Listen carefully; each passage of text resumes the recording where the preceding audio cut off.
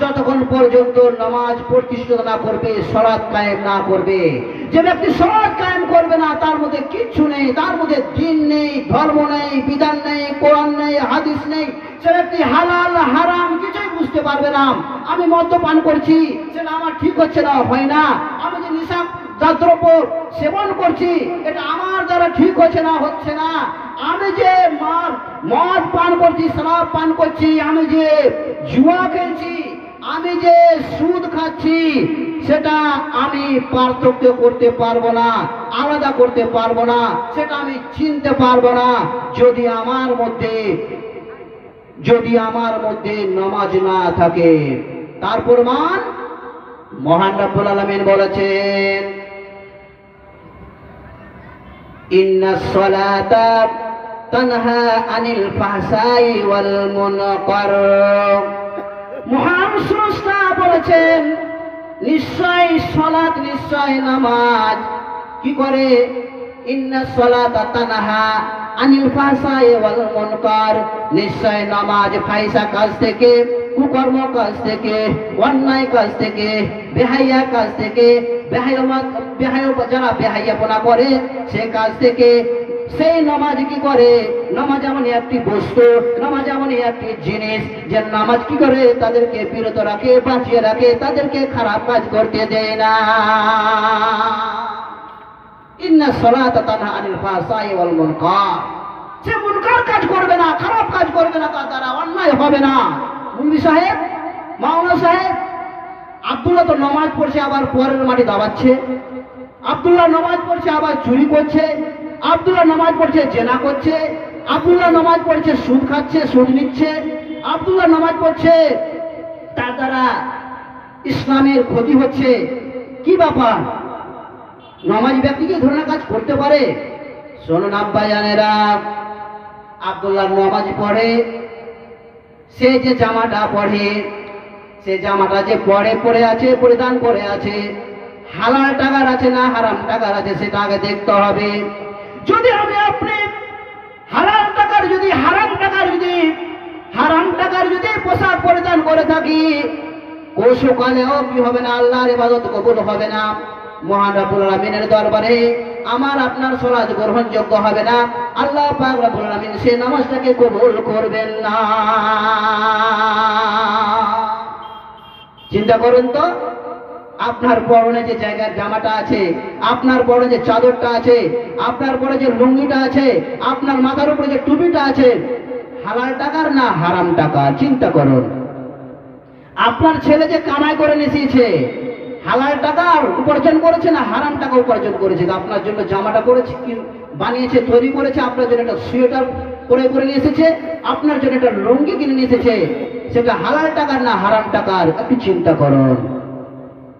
হালাল হারাম টাকার যদি আপনি আপনার জামা পরিধান করে যদি মসজিদে সারা জীবন ধরে যদি আপনি ইবাদত করেন, চুপ ধরে যতদিন বেঁচে থাকবেন, আপনার বয়স পর্যন্ত যদি আপনি ইবাদত করে যান রাত দিন, তবুও আপনার বিন্দু পরিমাণেরও মহান রব্বুল আলামিনের দরবারে আপনার ইবাদত কবুল হবে না।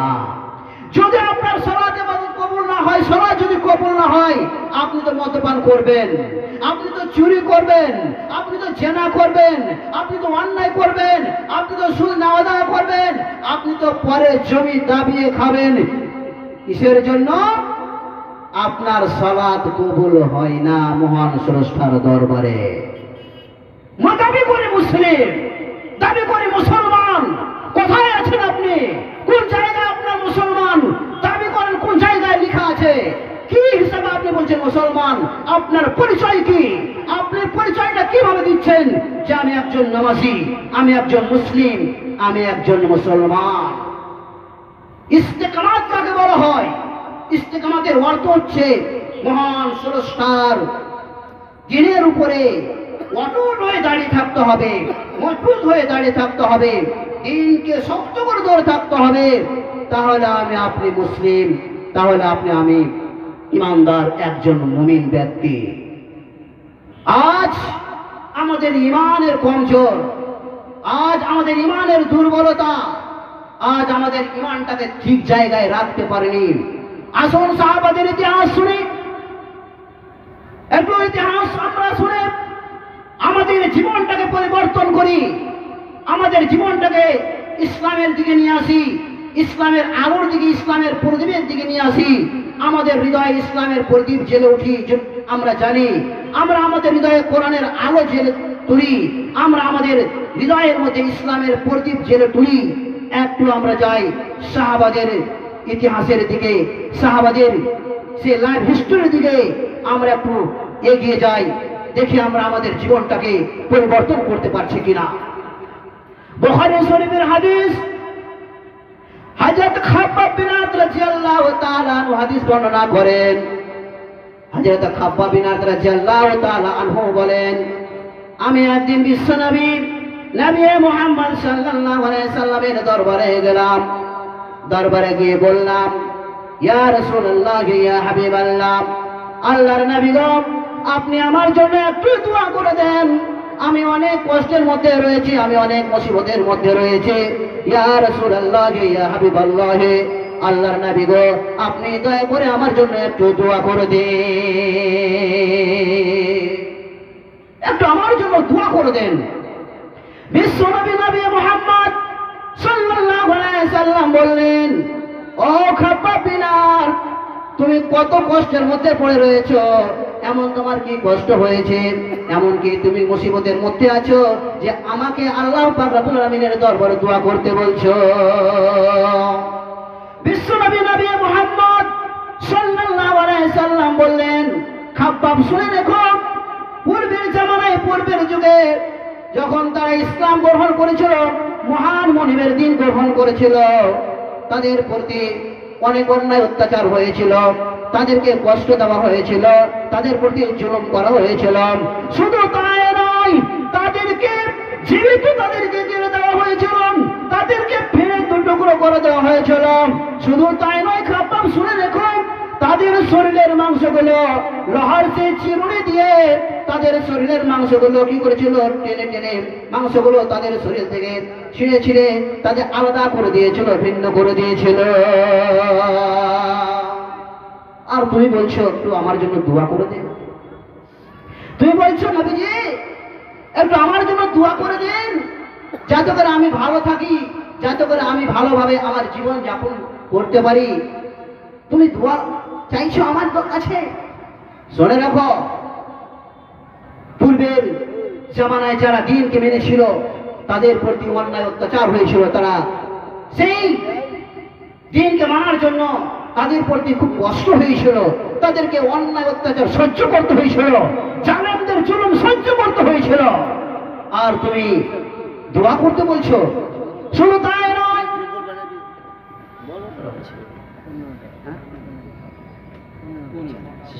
শুধু তাই নয়, হযরত বিলাল রাদিয়াল্লাহু তাআলা আনহু তিনি কি করেছিলেন?